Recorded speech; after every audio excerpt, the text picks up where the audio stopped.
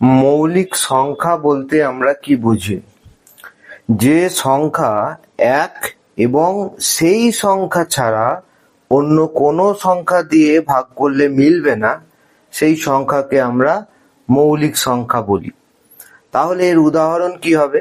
এর উদাহরণ হলো, যেমন ধরো 13, এটা একটা মৌলিক সংখ্যা। কেন 13 মৌলিক সংখ্যা? এবার এটা বোঝার চেষ্টা করো। দেখো, এই 13 সংখ্যাটাকে তোমরা 1 দিয়ে ভাগ করতে পারবে। যেমন দেখো, দেখিয়ে দেওয়া হয়েছে 13কে 1 দিয়ে ভাগ করলে ভাগফল হয় 13। আবার এই 13 সংখ্যাটাকে তোমরা 13 দিয়েও ভাগ করতে পারবে।